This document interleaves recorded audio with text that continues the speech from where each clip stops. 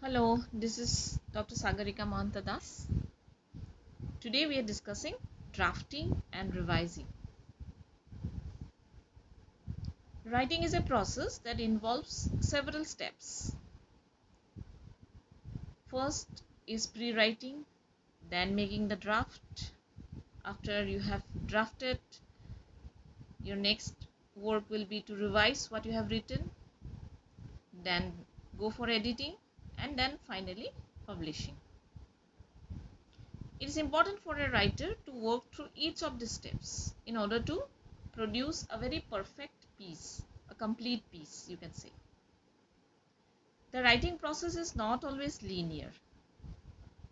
It doesn't move in a straight line from one stage to another. It is not a kind of linear movement or linear narrative. A writer may need to move back and forth between steps as needed.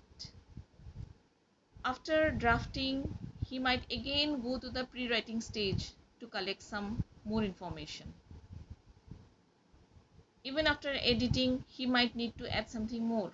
So it doesn't move in a linear movement. The process of creating written text that expresses precisely what you want to say takes time. And academic writing is no exception. Once the writing starts, there has to be time for redrafting and revising your material. So what we need to understand is that writing is not such an easy task. To write any piece of perfect writing, it needs time. And once the writing starts, there has to be time for redrafting and revising. Revision takes three main forms. Rereading, how you will revise? By rereading it many times. Then reflecting, thinking, and then again revising.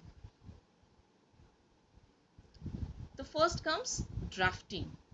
Actually, drafting is not the first stage of writing, okay? You need to understand that drafting is the second stage in writing. The first stage is called pre-writing. Pre-writing is anything that you do before you write a draft of your document.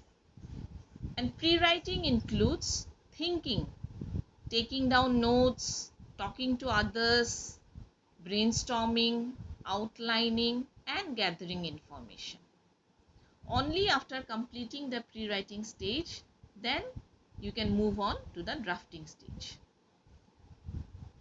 In this stage, I mean to say in the drafting stage, the writer puts his ideas into complete thoughts, and that will be reflected in sentences and paragraphs.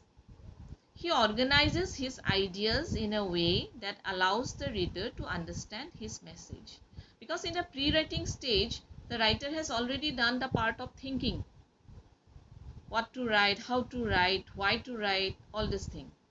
And now in the drafting stage, he or she is putting that thinking into solid sentences and paragraphs. He does this by focusing on which ideas or topics to include in the piece of writing. During drafting, the writer will compose an introduction to the piece and develop a conclusion for the material. And at the end of the writing process, the author will complete a rough draft. So the first writing is known as rough draft. And here the writer will write an introduction to the main piece, and he'll also develop conclusion for the material. Thank you.